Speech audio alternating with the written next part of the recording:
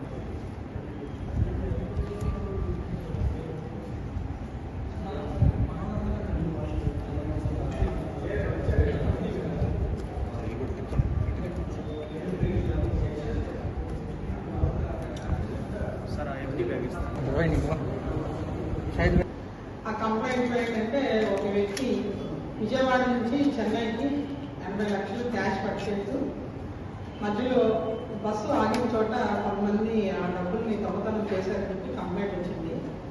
వచ్చిందమంటే SP ఇప్పుడు నెల్లూరు జిల్లా గారి ఆదేశాల అనుసారం అక్కడ కావలి రూరల్ ఇన్స్పెక్టర్ గారు, కావలి సబ్ డివిజన్ డిఎస్పీ గారు మరియు క్రైమ్ డిఎస్పీ గారు కూడా ఇందులో అక్కడ విషయాలు పరీక్షించి లోకల్ ఫుటేజ్, సీసీ ఫుటేజ్ తీసుకుని ఆయన చెప్పింది ఎంతవరకు నిజమని అనుకుని ఒక రెడ్ కలర్ కార్లో ఒక మనుషులు ఈ బ్యాగ్ డబ్బుల సంచి తీసుకెళ్ళడం గుర్తించి వెంబటే వాళ్ళ వెనకాల ఎక్కడికి వెళ్తున్నారని చెప్పి ట్రాక్ చేసుకుని వెళ్ళి ఈ డబ్బులు పట్టుకోవడం జరిగిందండి.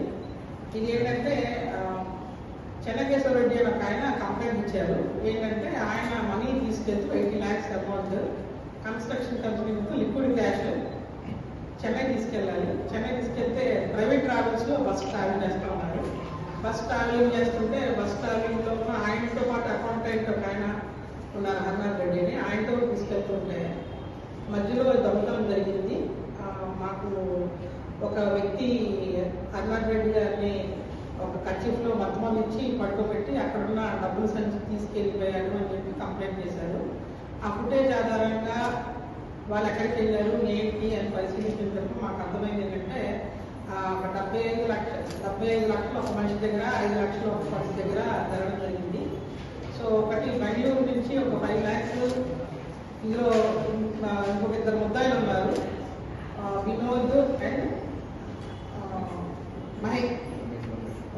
వినోద్ రమేష్. వీళ్ళిద్దరు కూడా ఒక హర్నాథ్ రెడ్డి అనే ఆయనకి ఫ్రెండ్స్, ఒక బెంగళూరులో ఉంటారు, ఒక మదనపల్లిలో ఉంటారు, బాగా బెస్ట్ ఫ్రెండ్స్. ఇలా డబ్బులు వస్తున్నాయని తెలిసి ఇది ఎలాగైనా సరే కొట్టేయాలి అనే ఉద్దేశంతో వాళ్ళు ప్లాన్ చేసుకుని ఎవరో దొంగతనం చేసినట్టుగా చెప్పి ఆ డబ్బులు ఇక్కడి నుంచి తీసుకెళ్ళిపోయి ఆ ఒక బారుకు ఒక కారు కొనుక్కొని ఆ కారులో రిటర్న్ అయిపోయి వాళ్ళు వెళ్ళిపోవడం జరిగింది. సో టీమ్స్ అన్ని పెట్టడం జరిగింది. టీమ్స్ కూడా కరెక్ట్గా క్యాచ్ చేసి ఈ టోటల్ అమౌంట్ని 77.5 lakhs అమౌంట్ మొత్తం ఇంటాక్ట్ క్యాష్ మొత్తం కూడా డిడక్ట్ చేయడం జరిగింది. ఒకటి మదనపల్లిలో, ఇంకోటి వచ్చేసి ఆ 5 lakhs వచ్చేసి బెంగళూరు దగ్గర.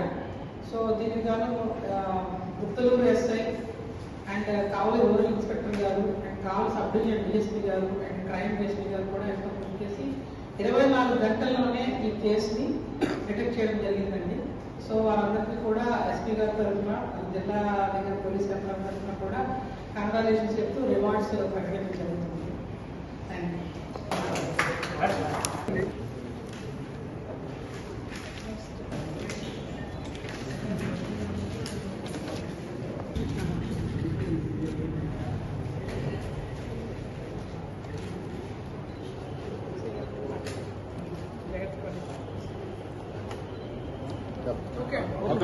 Okay.